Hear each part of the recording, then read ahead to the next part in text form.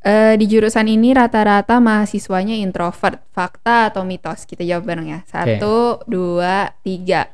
Fakta. Fakta. Fakta banget kalau ini. Iya, Udah. fakta banget. Kenapa tuh? Kenapa? Ya, stay. Gampangnya Iya stay sih. emang introvert gitu. Apalagi ya orang-orangnya kan stay nih. Misal kalau stay K itu kan programming ya. Mm-mm. Ya kebanyakan kan pada di kamar Iya, programming benar. sendiri gitu. Tapi walau introvert tetap asik kok Iya, beberapa orangnya. benar-benar. Tetap Aku setuju. walaupun introvert kan tetap kalau diajak ngomong asik, Mm-mm. nggak plain-plain banget lah. Cuman ya itu tadi apa kadang kalau gak diajak duluan sama yang extrovert mah ya Iya, udah diem di benar-benar. kamar. Iya.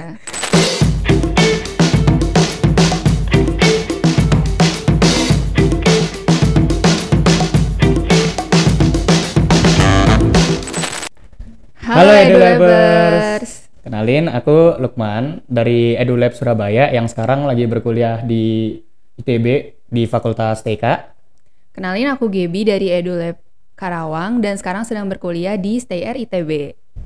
Nah, buat kali ini aku dan Kak Gebi bakal jawab-jawabin pertanyaan-pertanyaan yang kita udah didapatin dari DM IG edulab.id. Oke, langsung aja kali ya kita ke pertanyaan-pertanyaan dari EduLabers. Nah, yang pertama nih pertanyaannya. Kenapa memilih jurusan dan universitas yang sekarang sedang dijalani? Oh ya, ngomong-ngomong, kalau di ITB itu tahun pertama kita belum masuk ke jurusan. Jadi kita masih TPB ya, alias tahap persiapan bersama. Yang kata orang-orang apa? Tahap paling apa? Tahap paling bahagia tuh. Iya. Jadi kita belum masuk ke jurusan. Jadi kita tuh masih di fakultas, di mana Lukman fakultasnya STK, aku Stay Air. Dan kita belum memilih jurusan. Pilihan jurusannya itu nanti di semester 3. Nah, mungkin sekarang kita jelasin kenapa kita pilih fakultas dan universitas yang kita pilih ya.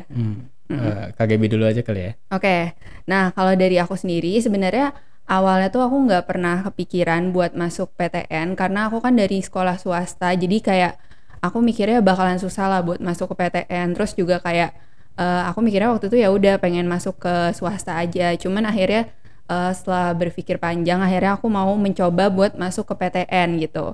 Nah, waktu itu tuh kenapa aku milih Stay Air ITB karena sebenarnya awalnya tuh aku mau milih jurusan yang kayak prospek kerjanya tuh bagus tapi kayak masih langka gitu, kayak masih sedikit lulusannya gitu. Nah, di situ waktu itu aku nemu teknik biomedis.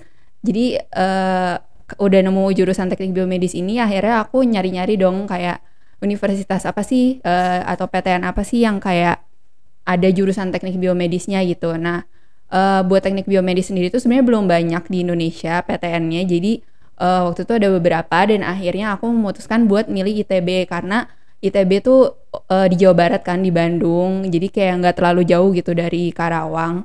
Dan juga karena teknik biomedis, teknik gitu kan. Jadi akhirnya sekalian aja aku milih ke Institut Teknologi gitu kan. Nah, tapi fun fact-nya sebenarnya sekarang aku kayaknya nggak bakalan milih teknik biomedis. Kayaknya aku berpindah ke teknik elektro.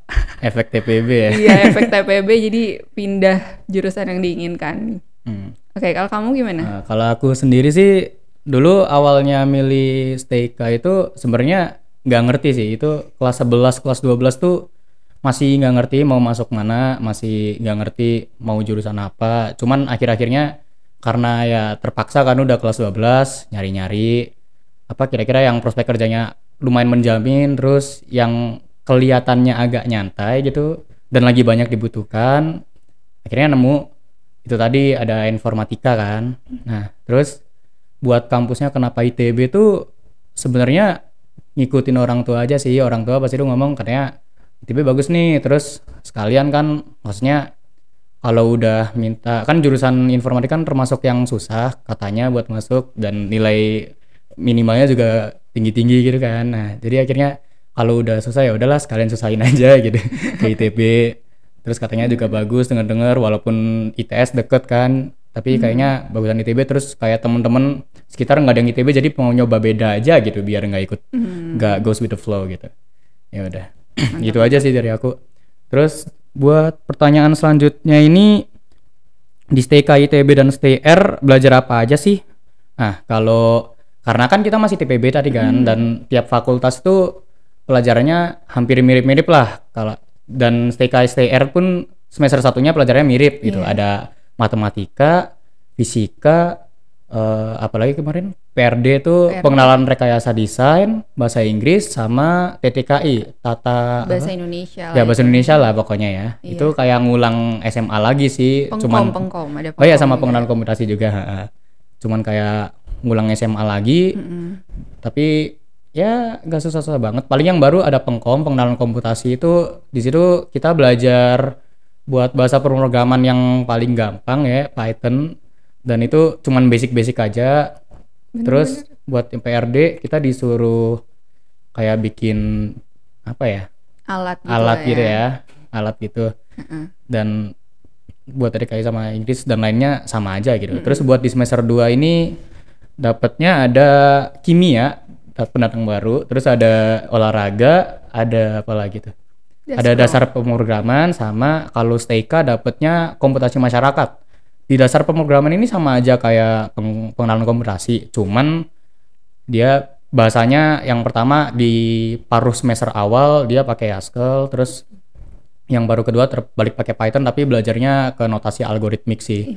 Terus kalau buat komputasi masyarakat ini mirip-mirip PRD gitu, disuruh buat kayak semacam apa ya, dia website gitu, website atau desain aplikasi yang temanya sih kalau kemarin abdi masyarakat apa bidang pendidikan ya. Terus yang lain sama aja lah.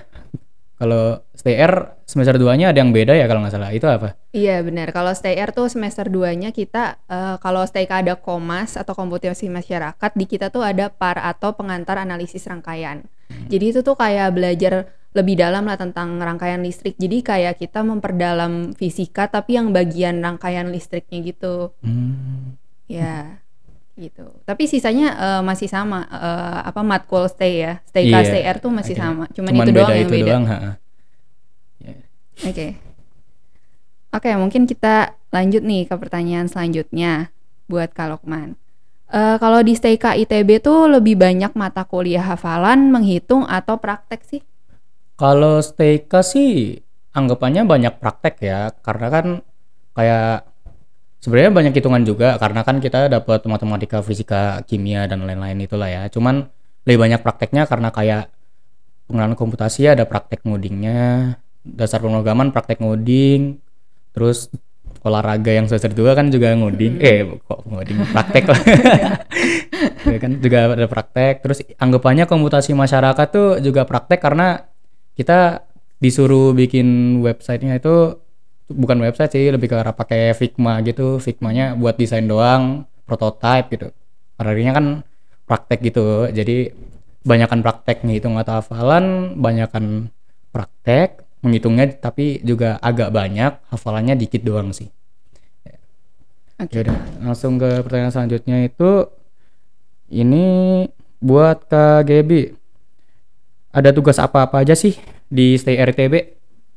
Oke, karena masih TPB sebenarnya tuh rata-rata buat tugas tuh hampir sama lah ya, semua fakultas tuh kayak buat fisika itu biasanya ada RBL di akhir semester.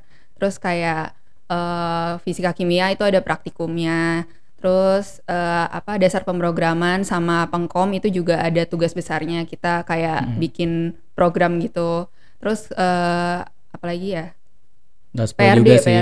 PRD, Daspro PRD, ya. Daspro PRD juga itu ada tugas besarnya. Nah, paling yang beda kan tadi aku matkulnya ada PAR ya, atau pengantar analisis rangkaian. Nah, sebenarnya itu tuh tugasnya paling ada PR aja sih, dan PR-nya itu tuh setiap minggu, hampir setiap minggu.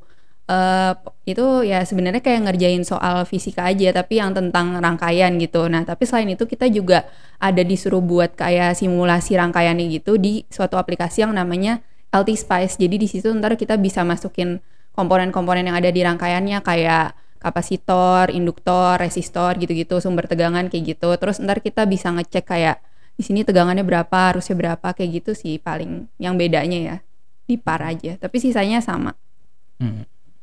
Gitu. Oke, lanjut ke pertanyaan selanjutnya. Di jurusan atau universitas kita ikutan UKM apa aja? Mau Gaby dulu. Oke, aku dulu deh. Jadi kalau aku ikut 2 UKM, yaitu ada Sekolah sama URO.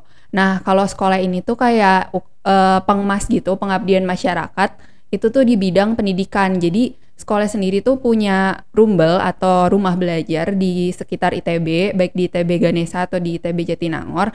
Dan itu di rumbel ya, setiap minggunya tuh kita bakalan ada pengajaran gitu buat anak-anak di sekitar rumbel. Nah, kalau misalnya yang URO itu unit robotika. Jadi itu berhubungan sama fakultas aku lah ya. Jadi di situ ya kita belajar tentang lebih dalam lah tentang robot kayak gitu-gitu. Dan kalau di URO itu nanti bakalan ada tim-timnya gitu yang ikutan kontes robot Indonesia gitu. Kalau kamu gimana? Kalau aku sih cuma ikut satu, buat semester ini sih ikut game. Game itu game development alias bikin game gitulah pokoknya. Nah, di sini tuh ya kita dengan orang-orang lain yang dalam unitnya pada bikin kelompok nanti buat bikin game gitu. Mulai dari script writing, bikin story-nya, mau bikin desain karakter, sampai bikin program-program gamenya pun tetap kita yang bikin gitu. Nanti kalau gak ada basic pun tetap nggak apa-apa. Kalau buat yang bagian programming itu nanti diajarin juga sekilas buat cara pakai Unity gitu. Unity itu salah satu engine buat bikin game ya. Terus kalau yang bukan fakultas programming pun masih bisa masuk kan karena ada desain karakter kan bisa dari biasanya FSRD tuh. Terus kalau script writing sendiri bebas lah pokoknya orang mau. Jadi ini anggapannya universal sih UKM-nya bisa masuk dari mana aja gitu fakultasnya. Benar-benar. Terus langsung ke pertanyaan selanjutnya aja kali ya. Iya. Buat pertanyaan selanjutnya itu ada ini, setelah lulus nanti kalau komandan KGB ingin bekerja sebagai apa sih? Aku dulu kali ya. Oke. Kalau aku sendiri sih cuman jadi apa ya? Kalau bisa web dev tuh website developer. Kalau bisa yang full stack alias aku bikin backend sama front end-nya. Jadi aku nanti bakal bikin web secara keseluruhan. Dan ya itu aja sih, soalnya aku sebenarnya punya temen itu yang jadi inspirasiku juga buat masuk sini. Itu dia kerjanya awalnya web dev juga. Nah, dan kulihat selama dia jadi web dev tuh kayaknya agak menjanjikan gitu. Dan walaupun sekarang dia pindah data science, cuman dia sendiri pas ku tanyain soal web dev dia ngomong masih merekomendasiin gitu loh, masih banyak. Jadi ya kalau bisa aku mau web dev. Kalau KGB mau apa? Kalau aku sebenarnya aku belum kayak mikirin spesifik kayak gimana, cuman pastinya pengen jadi electrical engineer gitu. Pokoknya yang berhubungan sama jurusan-jurusan aku lah. Tapi aku juga belum tahu lah spesifiknya tuh mau kayak gimana. Ntar bakalan aku pikirin lagi seiring perkuliahan. Oke, kita lanjut kali ya ke pertanyaan selanjutnya. Apa sih kesulitan dan kemudahan selama berkuliah di jurusan tersebut? Oke, kalau dari aku dulu kali ya. Ya, oke. Kalau dari aku kesulitannya pastinya banyak. Ya pastinya pertama-tama tuh pas nyesuaiin diri di dunia perkuliahan gitu kan. Karena biasa kan karena kuliah kan beda banget sama sekolah gitu ya. Jadi kayak harus nyesuaiin diri dulu sama dunia perkuliahan yang lebih luas gitu daripada sekolah. Terus juga pas kuliah kan pastinya kita sendiri gitu ya, nggak sama orang tua gitu. Kayak ibaratnya ngerantau gitu, kamu juga kan jauh gitu kan. Terus juga nyesuaiin diri sama ya walaupun matkul-matkulnya masih mirip gitu sama mata pelajaran pas SMA, cuman kan tetap ada yang baru juga gitu kan, kayak tadi pengkom, ngoding gitu kan, terus PRD, Daspro gitu-gitu yang baru lah. Apalagi jadi, PRD ya, aduh. Iya, PRD itu nguli banget ya waktu itu. Kerjain tugasnya ya. Nah terus ya pokoknya nyesuaiin dirinya itu sih yang awal-awalnya susah, cuman makin lama kan kita juga apa ya, makin belajar lah gimana caranya buat nyesuaiin diri gitu kan. Terus juga bareng sama teman-teman yang lain juga dapat teman-teman baru gitu kan di ITB, itu yang mempermudah kita sih melalui kesulitan-kesulitan itu. Setuju sih kalau itu. Ya, jadi kemudahannya tuh menurut aku karena ada teman-teman itu sih, karena ada teman-teman yang suportif, yang saling membantu gitu kan. Jadi itu bisa membuat kita, pokoknya kayak membantu kita melalui semua kesulitan-kesulitan itu gitu. Jadi kita kayak nggak ngerasa sendiri gitu selama di ITB, selama ngejalanin TPB ini. Jadi aku setuju sih kalau TPB tuh tahap paling bahagia sih kayaknya. Bahagia banget, tergantung matkulnya ya. Iya juga sih, iya juga. Aduh. Kalau menurutku sih kesulitannya banyak banget nih. selain kita harus beradaptasi, terus yang tadi kata Baby juga itu kan karena gak ada orang tua, terus sendirilah di sini. Kadang banyak yang kelupaan, banyak Iya, yang bener. ya kita gak ngerti ini gimana sih gitu kan. Terus selain itu walaupun matkulnya itu masih agak sama SMA tuh tetap ngeselin aja gitu kan. Kita kan kadang ngarep udah lulus kuliah tuh gak ketemu lagi fisika, apalagi kimia tuh. Kimia. Cuman dapat lagi, apalagi yang kimia tuh susah banget. Terus olahraga, bayangin Iya, anak olahraga. stay masa olahraga. Kalau yang buat ngodingnya ya karena aku sendiri dan beberapa orang di fakultasku pun banyak yang baru pertama kali ngoding itu habis masuk ITB gitu kan. Jadi mungkin agak susah karena belum ngerti apa-apanya, cuman sering jalannya sih akhirnya biasa aja sih. Apa ya adaptasi lah pokoknya. Iya, bener. Mungkin bakal ngerasa kesulitan di awal doang, cuman menurutku makin lama nanti apalagi semester 2 ini sebenarnya udah mulai nyaman aja, udah mulai kebiasa. Jadi kesulitannya mungkin cuman apa ya, ya matkul susah. Iya. Tapi dan aku setuju sama Kak Gaby tadi, soalnya yang ngomong ini tak paling bahagia soalnya emang di sini menurutku lingkungannya itu bagus banget secara orang-orang sekitar dan teman-temanku banyak juga itu baik banget semua gitu. Jadi aku Iya. agak bersyukur bisa masuk sini sih. Benar-benar. Ya udah, kalau gitu coba buat pertanyaan selanjutnya itu ada Kak mau ceritain dong perjuangan apa aja yang sudah dilakukan sama Kak Lukman dan Kak Gaby sampai akhirnya bisa lolos di jalur UTBK SNBT di jurusan tersebut. Kalau aku dulu mungkin ya.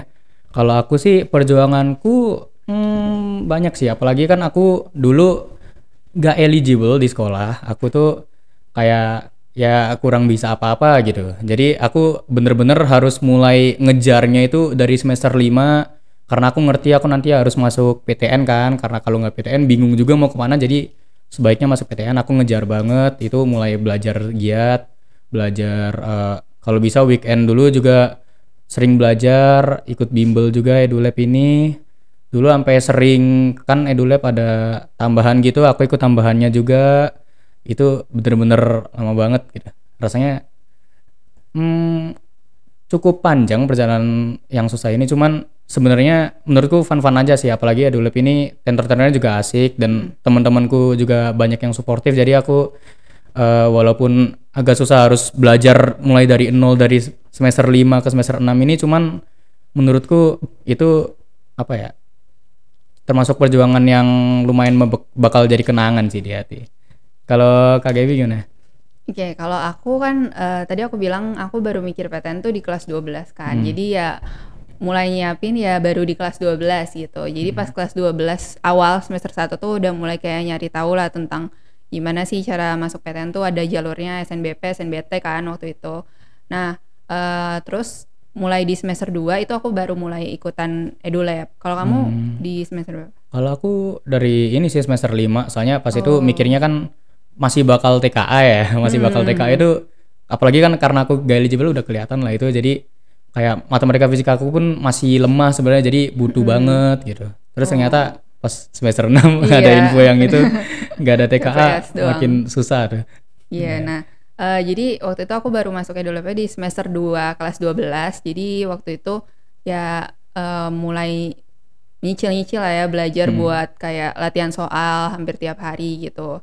Latihan soal UTBK, terus juga ikutan tryout-tryoutnya juga kan, dari EduLab kan ada tryout gitu. Nah itu tuh setiap tryout tuh biasanya aku kayak evaluasi gitu, apa yang masih banyak kekurangan gitu lah di tryoutnya. Terus ntar kayak aku perbaikin gitu di tryout selanjutnya. Terus juga aku juga dulu kayak suka nyatet-nyatet gitu di sticky notes, ditempel-tempel di kamar banyak gitu kan, kayak materi-materi apa yang harus dihafalin, harus kita tahu. Terus waktu itu kan kayak aku waktu itu eligible, terus waktu itu kayak ikut SNBP kan, sama di Stay Air juga waktu itu pilihannya. Tapi waktu itu gak keterima SNBP.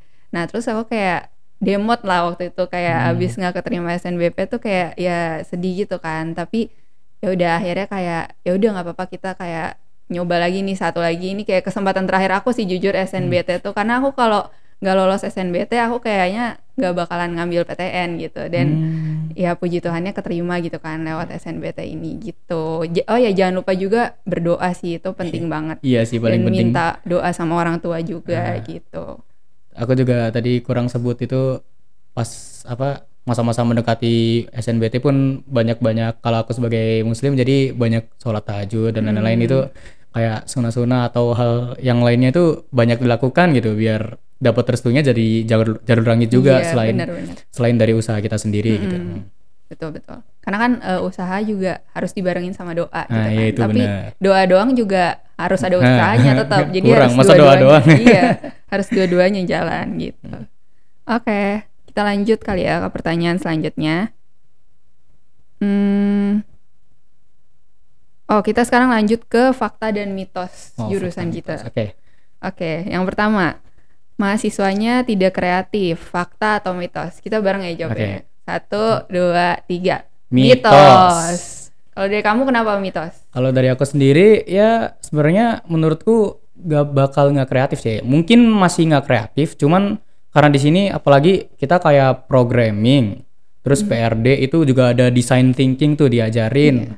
Matematika sama fisika sendiri pun walaupun ilmu pasti, cuman cara menjawab kita terhadap suatu suatu problem itu kan kita approach-nya dengan solusi yang beda-beda gitu, walaupun nanti akhirnya jawabannya sama. Jadi menurutku anak-anak stay ini cukup kreatif, bukan yang sekreatif fakultas sebelah mungkin, cuman udah cukup kreatif karena kita sendiri banyak dipaksa kreatifnya itu tadi buat mikirin mungkin mau bikin alat apa atau program apa, terus ya cara benerin solusi ini gimana, masalah ini gimana gitu. Kalau dari KGB sendiri kenapa mitos? Aku setuju banget itu mitos karena soalnya apalagi dilihat pas PRD ya nggak sih, yang Itu pas kerasa PRD banget itu kan kita kayak bikin kayak alat-alat gitu. Kebetulan waktu itu kita bikin alatnya tuh berhubungan sama pertanian ya. Ya, IoT itu. Iya, IoT. Dan itu tuh aku ngelihat kayak ih keren-keren banget gitu hasilnya, kayak beneran sekreatif itu gitu bikin alat-alatnya gitu. Dan emang kayak pastinya menurut aku kreatif juga dibutuhin ya, apalagi pemrograman itu pasti butuh kreativitas. Terus juga di Stay Air juga kayak ya kita pasti butuh kreativitas lah buat bikin inovasi-inovasi baru gitu kan. Apalagi kan kita merancang teknologi baru gitu kan, kalau bisa biar lebih laku gitu. Iya, betul. Ya udah. Kalau gitu buat fakta mitos yang kedua. Fakta atau mitos semua mahasiswanya harus pintar matematika dan fisika? Ya bareng deh, ayo. 1, 2, 3. Mitos. Kalau dari KGB kenapa gitu? Kalau dari aku sebenarnya bukan harus pinter ya menurut aku, tapi kitanya yang emang harus ya tetap aja harus berusaha dan mau belajar gitu soal fisika dan matematika gitu. Cuman kalau dibilang kayak harus pinter ya enggak, tapi ya yang penting kitanya mau berusaha dan mau belajar gitu tentang fisika sama matematika itu, karena mungkin juga pasti bakalan dibutuhin kan ke depannya di fakultas kita di jurusan ntar gitu. Kalau menurut kamu gimana? Menurutku sih mitos karena aku sendiri tadi matematika sama fisika pun gak terlalu jago. Cuman pada akhirnya kan di jurusan kita sendiri pun walaupun butuh juga itu sebenarnya gak terlalu banyak butuhnya ya. Itu pertama. Yang kedua juga di sini kan kita disuruh belajar lagi, dan di sini pun kita masih sempat buat belajar lagi sampai kita jago lagi gitu. Iya, betul. Apalagi aku punya banyak temen juga, mereka sebenarnya dulu SMA kurang jago mungkin gitu, tapi pas di sini karena giat belajar juga, karena ya kita tahu lah kan ini tuntutan ini matkul ya, biar IP bagus lah ya, masa nggak mau. jadi akhirnya pada bisa kok semuanya, banyak kok yang dari nggak bisa jadi bisa. Jadi sebenarnya itu mitos banget karena di sini masih bisa belajar lagi. Betul, yang penting kitanya mau usaha, nah, mau itu belajar tadi benar gitu. Oke, kita lanjut ke fakta dan mitos yang selanjutnya. Di jurusan ini rata-rata mahasiswanya introvert. Fakta atau mitos? Kita jawab bareng ya. 1, 2, 3. Fakta. Fakta banget kalau ini. Iya, fakta banget. Kenapa tuh? Kenapa? Ya, stay. Gampangnya stay emang introvert gitu. Apalagi ya orang-orangnya kan stay nih. Misal kalau stay K itu kan programming ya. Ya kebanyakan kan pada di kamar programming sendiri gitu. Tapi walau introvert tetap asik kok beberapa orangnya. Tetap walaupun introvert kan tetap kalau diajak ngomong asik, nggak plain-plain banget lah. Cuman ya itu tadi kadang kalau gak diajak duluan sama yang ekstrovert mah ya udah diem di kamar. Iya. Kalau menurut Kak Gaby? Iya, aku juga setuju sih rata-rata introvert. Tapi bukan berarti nggak ada yang ekstrovert ya. Yang ekstrovert Iya juga sih, banyak juga gitu. Tapi mm-mm. kayaknya sih emang lebih banyak yang introvert. Soalnya aku sendiri juga introvert Iya kebetulan. makanya. Nah, terus walaupun introvert benar juga sih. Walaupun introvert kayak tetap asik, tetap seru. Kayak diajak ngobrol, diajak main, diajak belajar bareng juga seru gitu. Hmm. Gitu, lanjut. Lanjut ya. Oke. Buat fakta mitos selanjutnya. Masuk ke STK dan STR itu susah banget. Fakta atau mitos? Oke. 1, 2, 3. Fakta.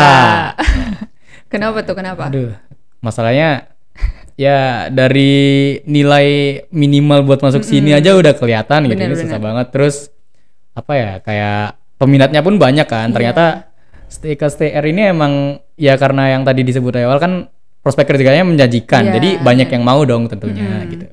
Jadi susah. Terus aku juga punya kenalan itu kayak nilainya tinggi banget tapi masih nggak keterima sini itu. Jadi kayak bener-bener sesusah itu sih Iya. buat masuk sini. Apalagi ITB kan. Iya, Nah, benar. Benar. Aku juga setuju sih kayak gitu. Tapi pas masuknya juga lebih susah nggak? Nah, lebih susah masuknya sebenarnya, lebih susah Pas udah lulusnya. masuk Ha-ha. ya, pas udah masuk bertahannya lebih Masuk ITB susah, cuman Iya. lulusnya jauh lebih susah lagi. betul betul. Nah, itu dia. Oke, kita lanjut kali ya. Yang terakhir nih, fakta dan mitos. Fakta atau mitos, mahasiswanya sering begadang hampir tiap hari. Jawabannya. Oke. 1, 2, 3. Fakta Mitos. sih. Mitos ya? Iya sih, nggak tiap hari sih, benar. Iya, sebenarnya coba deh kalau dari kamu gimana? Apa? Iya sih, dipikir mitos juga ya, karena nggak tiap hari gitu, cuman di bulan-bulan akhir doang. Karena kan ya sebenarnya awal-awal tuh kalau semester 1 awal-awal bakal kerasa agak chaos karena kita masih belum nyesuaiin diri sama hidup perkampusan ini.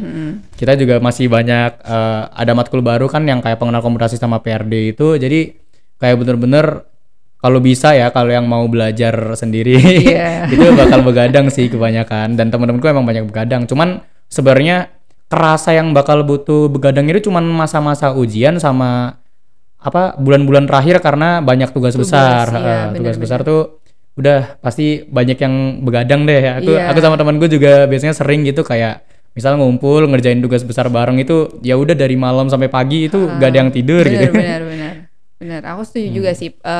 Sebenarnya aku jawab mitos tuh karena nggak tiap hari yang kayak dari awal semester Iya sampai sih, akhir itu. gitu. Tapi kayak lebih ke di masa-masa ujian, masa-masa UTS, UAS, terus juga ya itu tadi pas masa-masa bulan-bulan akhir gitu, tubes, RBL gitu-gitu itu Iya. kita pasti rata-rata sih begadang hampir tiap hari ya. Cuman kalau aku sendiri tuh kalau H-1 ujian tuh aku pasti kayak pengennya tidur cukup sih. Soalnya aku takutnya pas ujiannya malah ngeblank gitu. Jadi ya tidurnya ya minimal 5 sampai 6 jam lah. Iya. Kalau kamu gimana tipikalnya? Enggak, enggak tidur. Sampai misalnya ujian jam 10 gitu. Ya tidur dulu sih siangnya gitu. Misal jam 12 tidur, terus kan nanti sebelum maghrib bangun, ya itu sholat juga, terus ya itu belajar sampai besoknya belum tidur. Kadang ujian jam 10 kemarin kimia itu nggak tidur sih, terus ketiduran 15 menit ketiduran di ujian. Jadi ya gitu, tapi banyak juga yang nggak tidur. Saya kemarin Iya benar-benar. itu sama teman ya gak tidur tapi ada yang begadang tuh, pasti ada yang begadang gitu. Iya pasti banyak. Paling tidurnya 5-6 jam juga sih, cuman biasanya jam 1 jam 2 baru tidur, terus baru itu. Iya. Ya gitulah, susah sih. Ya gitulah. Ya kan namanya juga ITB ya. Iya. Institut tidak bobo. Nah bener. Berarti bener mitos tadi ya, aku ngomong fakta hoax tuh. Yaudah. Oke, kalau gitu lanjut. Ini ceritain dong Kak Lukman dan Kak Gaby, gimana sih waktu dulu belajar di EduLab-nya dan fasilitas apa aja yang paling nyaman saat belajar di EduLab? Aku dulu kali. Nah, kalau EduLab sendiri itu asik, seru juga, dan aku nyaman banget di sini karena EduLab tuh pertama kelasnya yang paling murah pun itu isinya dikit doang gitu. Jadi sebenarnya kalau bimbel kebanyakan kan dia isi satu ruang masih kayak sekolah kan, bisa 30 orang, bisa 20 gitu. Tapi kalau EduLab kan maksimal 12 tuh. Jadi tentornya itu masih bisa fokus ke masing-masing kita sebagai muridnya, dan juga di situ kalau nanya enak, bank soalnya banyak. Selain bank soalnya banyak juga ada fasilitas tambahan kayak tambahan dan dating. Tambahan tuh bisa minta ke tentornya kalian mau tambahan materi apa, hari apa, jam berapa gitu. Selama tentornya bisa juga. Nanti itu kalian bisa dikasih tambahan privat yang tentunya gratis ya. Udah Iya. termasuk dalam harganya. Terus buat dating ini fasilitas yang apa ya? Unik sih karena kalian dibolehin buat nginep di EduLab. Jadi kalian tuh nanti disuruh datang ke EduLab jam 9 malam, terus kalian bakal belajar intensif sama anak-anak lain yang ikut dating juga dalam satu ruang. Biasanya banyak sih karena anak yang ikut kalau di EduLabku sih dulu banyak ya, satu kelas tuh bisa 10-an gitu pada ikut. Nah itu nanti kita belajar itu dari jam 9 sampai jam 12 malam, dan karena kebanyakan jam 12 malam ini emang udah pada bukan waktu yang pas buat balik ke rumah, jadi akhirnya tidurnya di EduLab. Iya. Kalau Kak Gaby yang Kalau paling bikin nyaman? dari aku pertama tempatnya tuh nyaman banget buat belajar sih, kayak kalau di kamu gitu juga nggak sih, kayak tempatnya tuh sofa gitu kan? Iya benar. Kursinya itu kayak Pasti sofa gitu. bukan kursi resetan biasa, itu duduk Iya. nyenden. Iya, Mau enak tidur banget. pun enak. Pokoknya itu tempatnya nyaman banget buat belajar. Terus juga akang tetehnya kayak ngajarnya gampang dimengerti, terus baik banget, kayak kita mau konsultasi tentang masalah jurusan atau universitas gitu-gitu. Pokoknya enak banget lah buat diajak konsultasi. Terus juga teman-temannya baik juga, suportif gitu. Dan bener tadi kata kamu kayak banyak latihan soalnya kan, kayak kita dikasih buku gitu ya kan. Iya benar. Nah habis itu kayak ada tryout juga yang menurut aku benar-benar membantu banget, karena dari situ aku kayak bisa evaluasi lah kesalahan-kesalahan aku apa aja sih gitu. Terus juga aku juga waktu itu ikutan juga yang tambahan by request itu, dan itu membantu banget buat UTBK, dan juga waktu itu membantu juga buat pas ujian-ujian aku semasa kelas 12 itu, kayak ujian-ujian sekolah biasa aku juga minta tambahan gitu, karena misalnya kayak masih ada materi-materi yang kurang ngerti buat ujian, nah itu bisa juga ditanyain lewat tambahan gitu sih. Nah iya itu bener. Terus yang tadi juga bahas tryout kan, pasti tiap tryout juga dibahas secara langsung sama Iya. kakaknya gitu. Jadi kita walaupun ngerti salah, kadang kan udah ada pembahasannya nih, cuman kita masih gak ngerti, masih dijelasin lagi, nanti kita bisa tanya juga. Terus yang aku paling suka sih sebenarnya, lupa sebut tadi, itu kita dapat kayak buku apa ya, buku rangkuman kecil gitu nggak sih? Itu tiap materi, tiap mapel tuh ada rangkumannya gitu. Jadi enak banget kalau misalnya lupa rumus atau lupa konsep, kita bisa buka bukunya, terus itu ringkas banget, sama di ringkasnya enak banget buat dibaca, jadi gampang ngertinya juga Iya, buat betul. sekedar review singkat lah ya. Oke, mungkin kita lanjut ke pertanyaan selanjutnya nih. Tips and trick agar bisa lolos di STEIKA ITB dan STEIR ITB di jalur UTBK SNBT. Kalau dari aku dulu kali ya. Dari aku pastinya kayak banyak-banyakin latihan soal gitu, terus juga ikut tryout, banyak-banyakin ikut tryout, karena dari tryout tuh kita jadi bisa tahu gitu kita kurangannya di bagian apa. Misalnya kayak kurangnya di bagian PM gitu. PM apa sih? Pengenalan matematika. Iya. udah setahun lupa ya. deh. Iya. Nah jadi berarti kita kayak harus fokus ke situ kan, apa yang harus kita perbaiki gitu. Terus juga apa ya, ini juga sih, jangan lupa jaga kesehatan juga kan, jangan kayak dipaksain terus gitu, tapi harus tahu juga kayak kemampuan diri kita semana gitu, jangan sampai kayak dipaksain tiap hari begadang, tapi kita juga harus jaga kesehatan, apalagi mendekati hari-hari UTBK gitu kan. Itu penting banget, harus dijaga kesehatannya, jangan sampai pas UTBK kita malah tumbang gitu. Bener. Terus juga banyak-banyakin review materinya juga, yang kayak kita masih kurang di materi apa gitu kita review. Terus juga yang tadi aku bilang sih, jangan lupa buat berdoa dan juga minta doa sama orang tua gitu. Kalau dari aku sih ya 11-12 sama Gaby juga banyakin latihan soal, banyakin review materi. Kalau mau begadang nggak apa-apa, tapi jangan sampai sakit, karena kalau kalian sakit tuh kayak kebuang beberapa hari buat belajar gitu kan. Sayang banget. Terus habis itu banyakin tryout, ya gak harus dari EduLab-nya doang. Kalau aku dulu banyak juga dari tryout gratis online atau yang berbayar juga, kayak ya nyebut nama nggak mau sih. Dia tryout apa, kalau ada yang apa jasa penyedia tryout gitu ikutin aja ke yang banyak, tapi dalam apa ya, kadar wajar ya, jangan sampai kebanyakan tryout, karena dulu aku pernah nggak sengaja daftar kebanyakan tryout, 1 hari 3 tryout itu gak mikir. Jadi kayak akhirnya tryout yang terakhir jelek banget gitu. Jadi gak worth lah. Kalau bisa mungkin seminggu sekali lah kalau mau gitu. Terus selain itu ya kalau tips yang paling penting menurutku sih, kalian belajar emang harus keras banget, cuma nanti sekitar 1 sampai 3 hari sebelum ujiannya kalau bisa jangan belajar apa-apa gitu. Kalian refreshing, kalian mungkin jalan-jalan lah atau tidur, puas-puasin tidur seharian karena kemarin-kemarin gak tidur gitu. Nah itu karena biar nanti pas hari H ujiannya pun kalian bisa sangat fresh, terus bisa ngerjainnya itu gak ngeblank gitu. Betul banget. Terus ya yang terakhir tetap sama kayak Kak Gabi, minta restu orang tua, minta doa teman-teman sekitar, sama jangan lupa kuatin ibadahnya juga. Iya, betul banget. Yeah. Oke. Nah, mungkin segitu dulu aja kali ya ngobrol-ngobrol dari kita, dan makasih banyak buat EduLabers yang udah ngirim pertanyaan-pertanyaan buat kita. Semoga jawabanku sama Kak Gaby bisa bantu kalian ya. Ya, jangan lupa juga buat like, komen, dan subscribe channel YouTube EduLab Indonesia, dan juga jangan lupa juga buat follow Instagramnya edulab.id. Sampai jumpa di podcast-podcast selanjutnya. Dadah.